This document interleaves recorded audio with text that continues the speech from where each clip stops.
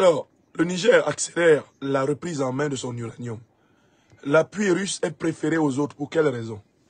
Une information importante, c'est que le gouvernement nigérien a adressé à la Russie, ces dernières heures, un appel formel à venir participer à l'exploitation de ses ressources naturelles.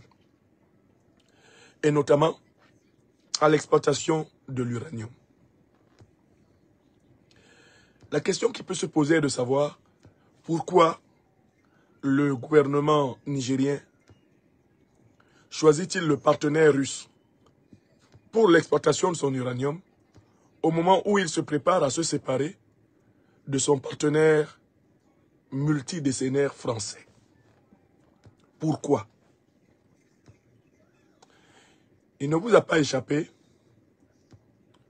que lorsque le gouvernement du CNSP a annoncé sa volonté de revoir les conditions d'exploitation de ces richesses naturelles,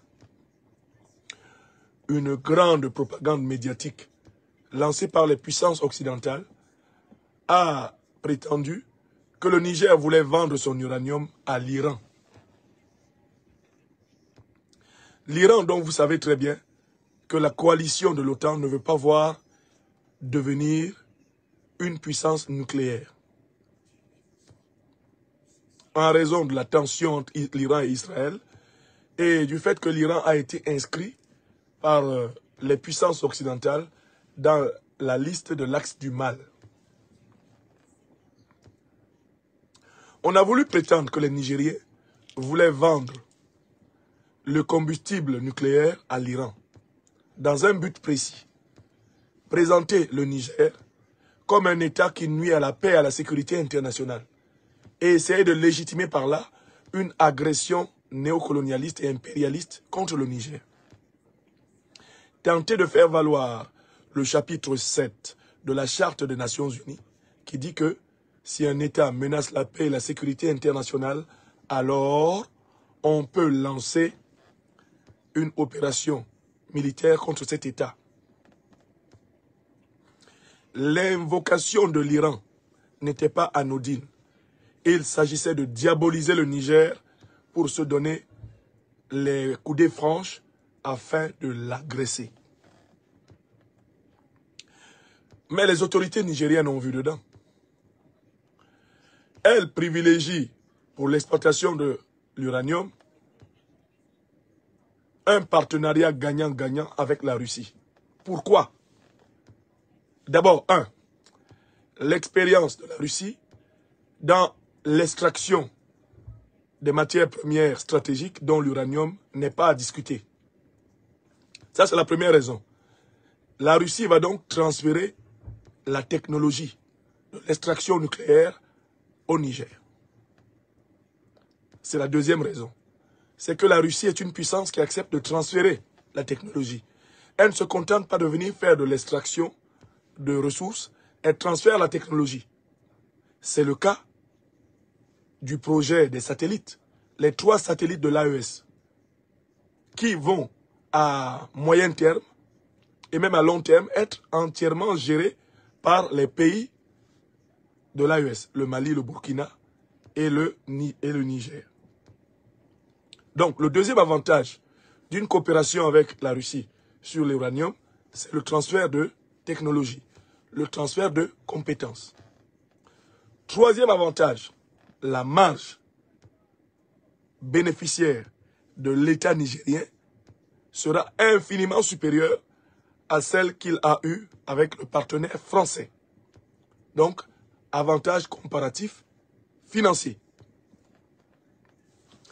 Quatrième avantage, enfin, avec un partenaire qui accepte de transférer la technologie, le Niger aura donc ses centrales nucléaires et il va résoudre son problème d'énergie. Le Niger ne va plus dépendre du Nigeria, il ne va plus dépendre des pays voisins pour avoir de l'énergie. Le Niger va réaliser son autosuffisance énergétique en travaillant d'arrache-pied avec le partenaire russe pour exploiter sur place, dans ses propres centrales, son combustible nucléaire. Quatrième avantage donc l'autosuffisance énergétique du Niger. Sans oublier que le Niger peut amplement développer les énergies renouvelables grâce à ce partenaire. Parce que l'énergie nucléaire comporte un enjeu de sécurité. Il ne faut pas trop la développer. Ça augmente le risque d'accident nucléaire. Même des pays comme l'Union soviétique en ont connu. Pensez à Tchernobyl. Le Japon en a connu, notamment à la suite de tremblements de terre. Donc, il ne faut pas surdévelopper l'industrie nucléaire pour ne pas augmenter les risques de catastrophe. Enfin, cinquième avantage de cette coopération, on ne peut pas accuser le Niger de faciliter la prolifération nucléaire. Puisque l'OTAN attendait le Niger au tournant, en prétendant que le Niger fournit l'Iran, on voulait dire que le Niger est coupable de favoriser la prolifération nucléaire, c'est-à-dire la déstabilisation du monde. Vous avez remarqué que la coalition occidentale, quand c'est elle qui se dote d'armes nucléaires, c'est normal. Mais quand ce sont les autres pays du monde qui se dotent, ils appellent ça la prolifération. Quand ce sont eux qui dopent leur budget d'armement pour fabriquer des armes encore plus létales que celles qu'ils avaient, ils appellent cela la course aux armements. Mais quand ce sont les autres pays du Sud global qui essayent de progresser, faire progresser leur infrastructure militaire, à ce moment on parle de prolifération nucléaire. On parle de danger, on parle de dérapage. Je vous fais quand même remarquer qu'il y a un seul pays, jusqu'à ce jour, qui a utilisé les armes nucléaires contre un autre. Un seul. Ce sont les États-Unis d'Amérique, en 1945, contre Hiroshima et Nagasaki. Jusqu'à preuve du contraire, ils sont la seule puissance au monde à avoir utilisé les armes nucléaires et tué des centaines de milliers d'innocents à cette occasion.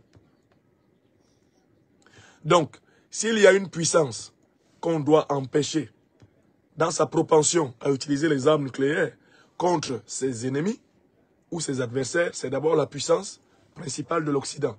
C'est ce que l'histoire nous enseigne. Mais le Niger, en faisant une offre privilégiée à la Russie, a voulu contourner le piège de l'accusation de participation à la prolifération nucléaire qui l'attendait. La Russie est déjà une puissance nucléaire. Vendre le combustible nucléaire à la Russie, ce n'est pas proliférer les armes nucléaires. N'est-ce pas? Maintenant, vous pourriez me faire une objection qui consisterait à dire, mais le Niger va vendre à la Russie et la Russie peut donner à l'Iran. Et ma réponse est la suivante, mais ce n'est pas le problème du Niger. Quand je te vends quelque chose, ça t'appartient, non? Quand moi, je te vends quelque chose, cette chose t'appartient, oui ou non?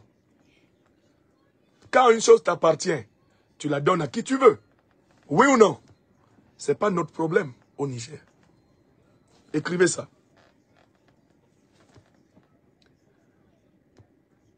Je te vends quelque chose. Tu me payes. Désormais, j'ai l'argent et toi, tu as la chose. Tu t'en vas. Tu décides de donner la chose à quelqu'un d'autre. En quoi c'est mon problème? Tu m'as payé, non? On est quitte. La chose ne m'appartient plus. Voilà.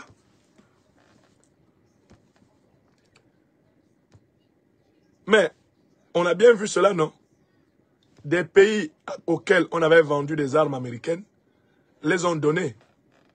Par exemple, à l'Ukraine. N'est-ce pas? Les États-Unis avaient vendu des armes à certains pays. Par exemple, les fameux avions, hélicoptères F-35, je ne sais pas, j'ai oublié comment ils s'appellent. Mais des pays qui les avaient achetés auprès des États-Unis les ont cédés à l'Ukraine. Qui les a empêchés de les céder? Puisque ce sont leurs hélicoptères. N'est-ce pas? Ils les ont cédés librement. Donc, le Niger n'a pas à s'expliquer. Si son partenaire pour l'exploitation, eh bien, de l'uranium, c'est la Russie, le Niger vend à la Russie, le Niger vend aux pays nucléaires. On ne peut pas dire que le Niger prolifère. Et chaque pays nucléaire fait ce qu'il veut de son combustible. Ce n'est pas le problème du Niger. Enfin, il y a un dernier intérêt extrêmement important à ce choix. C'est l'intérêt géostratégique. Le principal allié en dehors du Mali et du Burkina pour la défense du Niger aujourd'hui, c'est la Fédération de Russie. Et donc, c'est dans l'intérêt même de la défense du Niger de privilégier ce partenaire pour la commercialisation de son uranium. Parce que si le Niger est attaqué, il sait pouvoir bénéficier de la solidarité de la Fédération de Russie. Et là, le dossier est clos. Voilà les raisons pour lesquelles le Niger, à mon avis, a préféré la Russie. C'est son droit. Et cela s'appelle la souveraineté. Il n'y a rien dans jalousie, comme on dit à Abidjan. La première chose, abonnez-vous à cette page. Cliquez sur le bouton s'abonner qui s'affiche juste en bas. Et la deuxième chose, cliquez sur la cloche de notification pour ne rater aucune des vidéos que je publie ici très régulièrement. Retrouvez KDW Africa sur YouTube, Facebook, TikTok.